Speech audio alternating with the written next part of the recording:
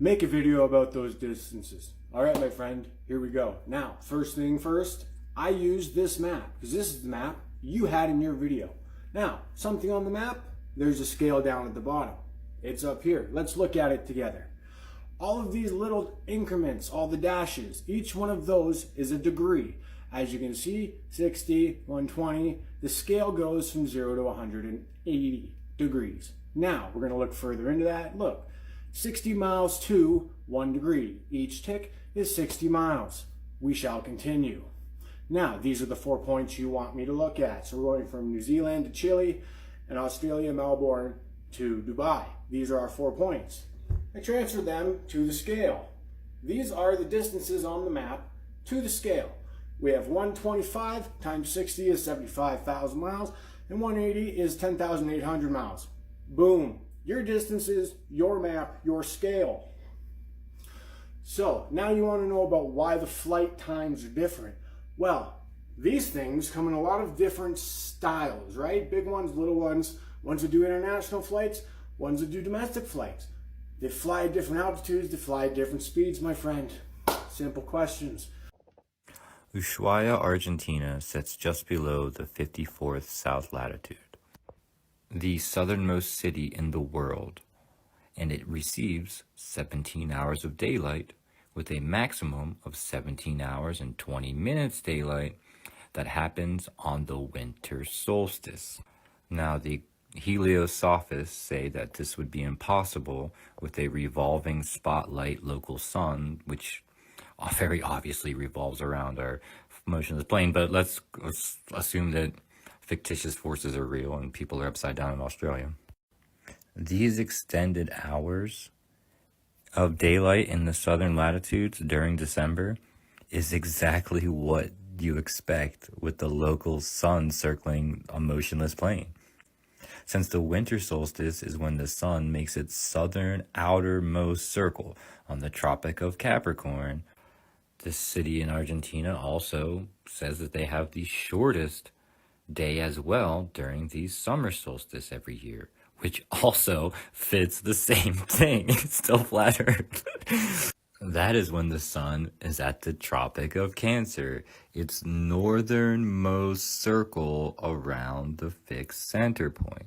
To the heliosophists, I expect that they will concede this point and most likely insist that a local revolving light making its fastest outermost circle should not be able to illuminate such a southern location for so long because of, the annual lighting power displayed by timeanddate.com or some shit. But the actual shape of the area illuminated by the sun changes throughout the year, increasing as the sun moves southward. This too, however, is accounted for during its annual spiral journey from tropic to tropic, is steadily increasing its altitude and speed for 6 months until it reaches the southern peak during the winter solstice. Then it steadily decreases its altitude and speed for the next 6 months until troughed during the summer solstice. This perfectly explains why it's able to be seen from Argentina for 17 hours, and why in the Arctic it's 24 hours. What up, fam? You guys ready to talk about this nonsense? Let's get into it. Alright, so first off, let's figure out where the ISS hangs out. They say it hangs out in the thermosphere, so let's look a little bit more into that. Alright, so the thermosphere lies between the exosphere and the mesosphere. Thermal means heat, and the temperature in this layer can reach up to 4,500 degrees Fahrenheit. Remember that. So what is the ISS made out of? Titanium, Kevlar, and high-grade steel are common materials. Also, it says lightweight aluminum rather than steel comprises most of the outer shell. Let's keep going. Titanium melting point, 3,034 degrees Fahrenheit. The melting point of Kevlar is above 930 degrees Fahrenheit. And then we have the melting point of steel, which is from 2,500 to 2,800 degrees Fahrenheit. For some reason it wouldn't let me upload it, but you can go verify it yourself. And then you know how it to the outside was lightweight aluminum? Okay, well, the melting point in that is 1218 Fahrenheit. That's not adding up. So, any of you guys want to riddle me how that works? When the ISS is supposed to be in the thermosphere and the temperatures are way too hot for what the ISS is made out of. Talk about pseudoscience. Is the Earth flat or round? It is 100% without a doubt flat. It don't matter what people say, there's no such thing as gravity, it's magnetism. Electromagnetism, that's what your heart center is. You have a toroidal field. Magnetism can be proven, gravity cannot be proven. Gravity is still considered a theory, just like the Earth's core is considered a theory. The Earth being flat is I can see it with my own eyes, there's no curvature. I go on the top of a mountain, I can look all the way that way, and I can scan the whole horizon and see that it is horizontal. Horizontal. It's not rocket surgery. They've made it so complicated and stupid. All of these emergency landings disprove a globe. An airplane in itself disproves a globe. There is absolutely nothing about an airplane that is spherical or has to do with curves, balls being upside down and curved water suspended nothingness on the exterior of a sphere. Nothing whatsoever about an aeroplane. From its flight dynamics, its instruments, its travel, its flight path, anything, all of it. Echinoplanes can only exist on a flat Earth. They can only fly over flat surfaces. They do not, cannot, and isn't possible whatsoever for this ground vehicle that hovers over a pocket of air that it creates on the surface it's flying over. Absolutely 1,000,000% cannot exist on a spherical curve of 8 inches per mile, whatever, doesn't matter. This thing only flies on flat surfaces.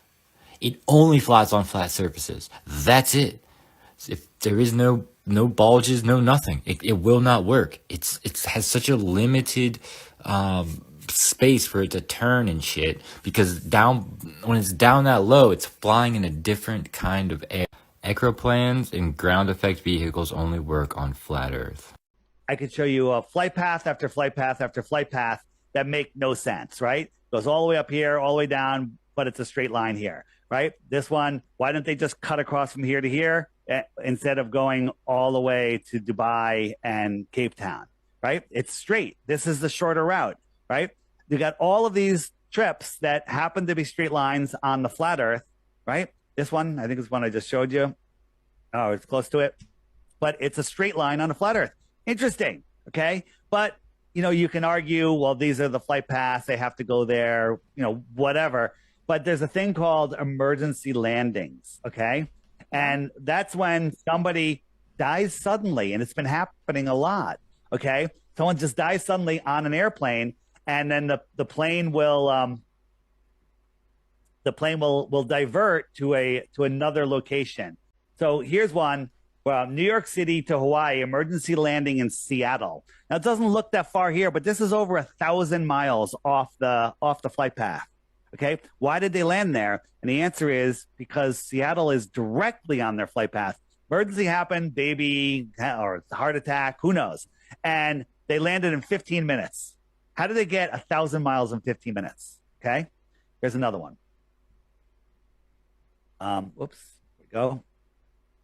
Here's another one. This one, they diverted to Moscow. Okay, Moscow, right on their flight path. Here's another one. Another one diverted to Moscow, like almost 2,000 miles out of the way, and they got there in 15 minutes. How'd that happen? Okay. Here's another one. They went all the way up to Calgary, right? Calgary's right on the flat Earth map, right on the line, right? Two more, and then we'll move along. So here's one from New York to Auckland, New Zealand. Right about here, there was an emergency, and they diverted to Fiji. Why didn't they just finish the flight? Why did they go all the way over here? And the answer is because Fiji is, as you guessed it, directly on that flight path. Here's a zoomed in. Coming from New York, Fiji's right over here. It's not over here. It's over here, right on their flight path. Why is it that every time there's an emergency, the airport that they choose to land at is right on a straight line on the flat Earth map. Could it be that the Earth is flat and they're lying to us? Okay. It certainly and then could I be. showed this one. I showed this one on Stu, but this is worth because this one is traumatizing.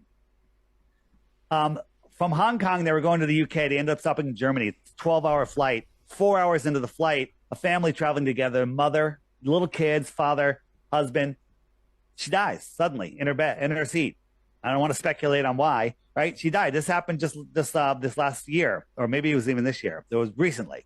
And they flew for 8 more hours with the dead mom next to the children and husband. Okay? 8 hours. They could have landed at dozens and dozens and dozens of airports. Okay? But they didn't land. They didn't land at all. Now, why could that be? Why is that? There's 2 reasons. Because this is what it looks like on a flat Earth map. 4 hours into the flight, they're flying over Russia. Wow.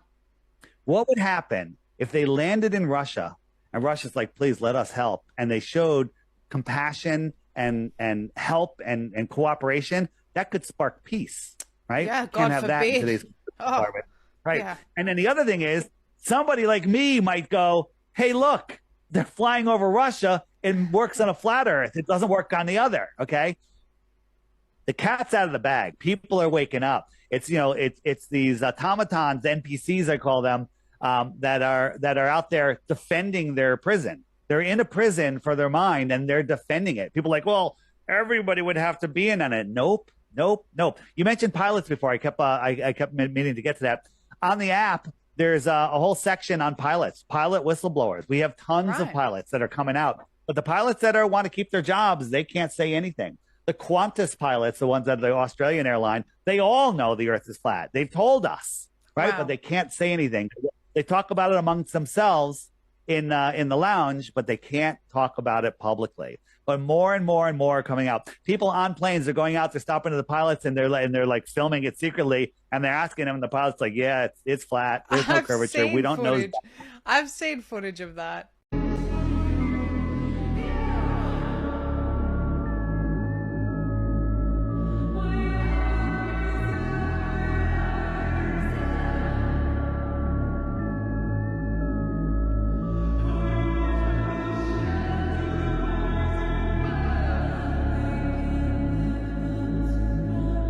But the deal with pressures equalizing is that would also mean you can't. Have you noticed how Planet Peterson explains this like we're just sitting there still hanging in the middle of this caravan, right?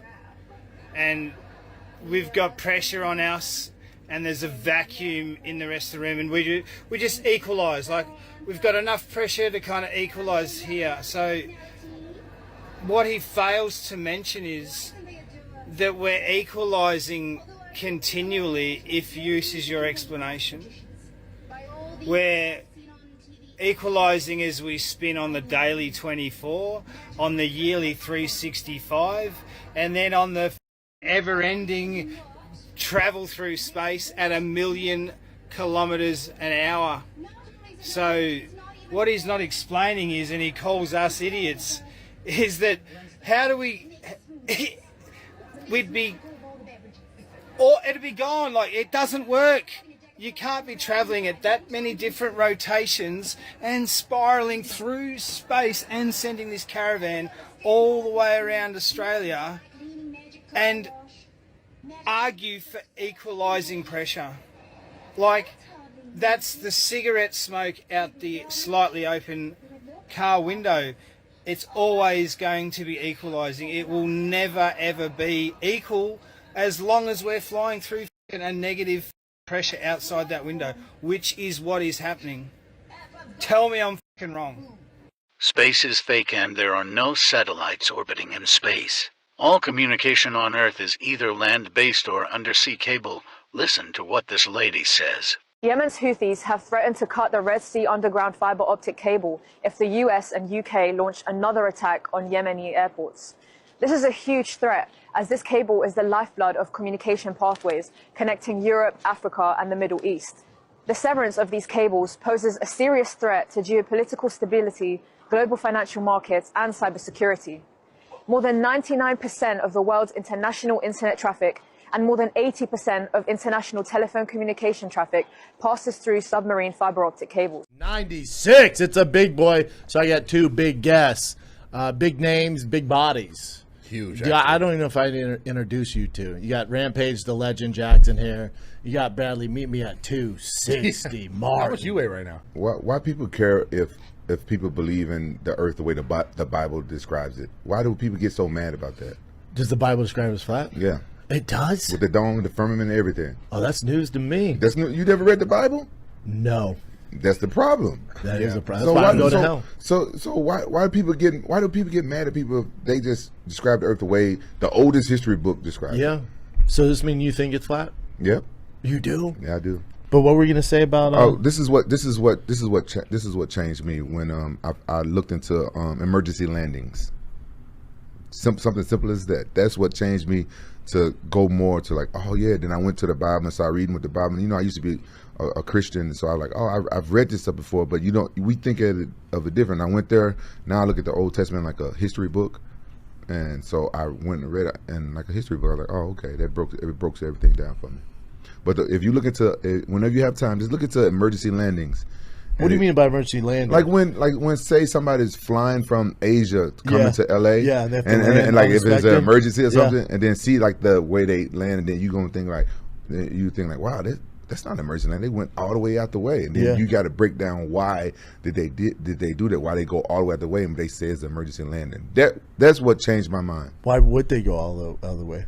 Exactly. That's the point. Exactly. But why would that prove that the earth is flat if you go out of the way? Because if it was an emergency, a real emergency, wouldn't you go somewhere closer? When you go somewhere closer? And not somewhere out of the way? When we see the emergency landing on the globe, it don't make sense. Oh, because it's like this. Yeah, so it's like farther away. Yeah. So common sense would tell me that we're being lied to about the geography of our things. Why lie to us about the earth being round, though? That's the big question. Don't waste any more time. Visit the links above now and order my book, 16 Emergency Landings Proving Flat Earth.